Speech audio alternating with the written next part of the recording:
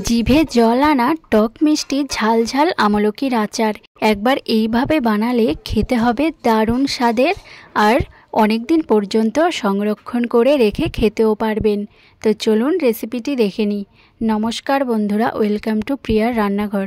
নতুন একটা রেসিপি দেখার জন্য সবাইকে স্বাগত। আজকে বানাবো আমলকির আচার। আমলকির আচার বানানোর জন্য এখানে আমি 500 গ্রাম আমলকি নিয়েছি। এবার এই আমলকিগুলোকে জল দিয়ে খুব ভালো করে পরিষ্কার করে ধুয়ে নিচ্ছি।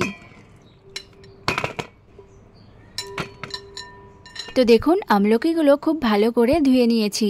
এবার আমি আমলকিগুলো ভাপে বসাবো। তার জন্য কড়াইতে কিছুটা জল নিয়ে তার উপর স্ট্যান্ড বসিয়ে দিয়েছি। আর এরকম একটা ছিদ্র থালা নিয়েছি, এর মধ্যে সবগুলো আমলকি দিয়ে দিয়েছি। এবার 10 থেকে 15 মিনিট পর্যন্ত আমি এটাকে ঢাকা দিয়ে রেখে দেব। তো দেখুন 10 থেকে 15 মিনিট পর আমি ঢাকনাটা তুলে নিয়েছি। আর এটা ভালো করে সেদ্ধ হয়েছে কিনা দেখার জন্য এরকম একটা ছুরি নিয়ে দেখে নেবেন, অথবা দেখবেন আমলকিগুলোর গায়ে সুন্দর একটু ফাটা ফাটা হয়ে গেছে, মানে আমলকিগুলো সুন্দর সেদ্ধ হয়ে গেছে। এইবার আচার বানানোর জন্য আমি একটা মশলা তৈরি করে নেব। তার জন্য নিয়েছি এখানে কিছুটা গোটা জিরে, গোটা মৌরি, গোটা ধনে আর 5-6টা শুকনো লঙ্কা। এবার একটা কড়াই বসিয়ে নিয়েছি। এবার শুকনো কড়াইয়ের মধ্যে এগুলোকে একটু ভেজে নেব। এই ভাজা মশলাটাই হচ্ছে আচারের মেন জিনিস। এই ভাজা মশলাটা অবশ্যই দিতে হবে, এটা দিলে আচার খেতে খুবই ভালো লাগে। তো দেখুন এটা কিন্তু ভাজা ভাজা হয়ে গেছে, সুন্দর একটা গন্ধ ছড়াচ্ছে। এবার নামিয়ে ঠান্ডা করে নেব। আর এইদিকে যে আমলকিগুলো আমি রেখেছিলাম সেগুলোকে এইভাবে হাত দিয়ে একটু ছাড়িয়ে নেব। যেহেতু আমলকিগুলো খুব ভালোভাবে সিদ্ধ হয়ে গেছে আর অনেকটাই নরম হয়ে গেছে, তাই এভাবে হালকা হাতে দিলেই কিন্তু সুন্দর ছাড়ানো হয়ে যাচ্ছে। সবগুলো আমলকি এইভাবে সুন্দর করে ছাড়িয়ে নিচ্ছি। তবে একটা কথা বলে রাখি, এই আমলকিগুলো কিন্তু সরাসরি আপনারা জলের মধ্যে দিয়ে দেবেন না।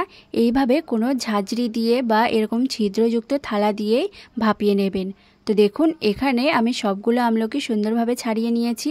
আর যে মশলাটা বানিয়েছিলাম সেটা গুঁড়ো করে নিয়েছি। আর লঙ্কাটা আমি আলাদাভাবে এইভাবে হাত দিয়ে একটু ভেঙে ভেঙে নিচ্ছি।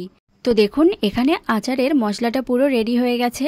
এবার আমি আরেকটা কড়াই বসিয়ে নিয়েছি। কড়াইয়ের মধ্যে কিছুটা সর্ষের তেল দিয়ে দিয়েছি। আর এই তেলের মধ্যে দিয়ে দিচ্ছি কিছুটা 5 ফোড়ন। এবার এর মধ্যে আমি দিয়ে দিচ্ছি আমলকিগুলো দিয়ে ভালো করে একটু নেড়ে চেড়ে মিশিয়ে নিচ্ছি। এরপর আমি এর মধ্যে দিয়ে দিচ্ছি সামান্য একটু লবণ, আর কালারের জন্য দিয়ে দিচ্ছি একটু হলুদ গুঁড়ো। এখানে কিন্তু আপনারা চাইলে একটু কাশ্মীরি লঙ্কার গুঁড়ো দিতে পারেন কালারের জন্য, তাহলে খুব সুন্দর একটা কালার আসবে।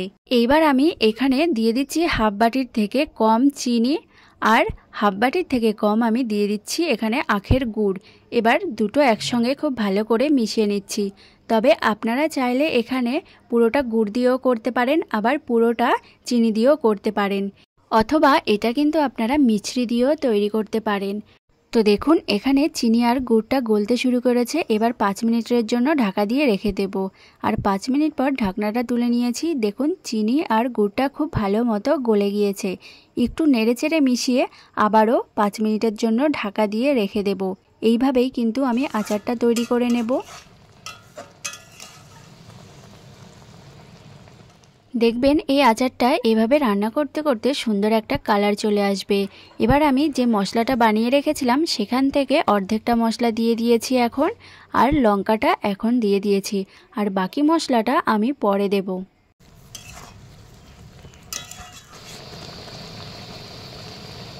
তো দেখুন এখানে কিন্তু খুব সুন্দর একটা কালার চলে এসছে, আর গুড়টা অনেকটা ঘন হয়ে গেছে। এবার বাকি যেই মশলাটা আমি রেখেছিলাম সেটাও এর মধ্যে দিয়ে দিয়েছি। এইবার নেড়েচেড়ে একটু ভালো করে মিশিয়ে নিচ্ছি। এইবার সবার শেষে আমি এর মধ্যে দিয়ে দিচ্ছি 2 চামচ ভিনেগার। এই ভিনেগারটা দিলে আচারটা অনেক দিন পর্যন্ত রেখে খেতে পারবেন। আচারটা নষ্ট হওয়ার কোনো ভয় থাকবে না। তো দেখুন আচারটা এখানে হয়ে গেছে। এবার আচারটাকে নামিয়ে ঠান্ডা করে নেব। আচারটা ঠান্ডা হয়ে গেলে একটি প্লেটের মধ্যে নিয়ে নিচ্ছি।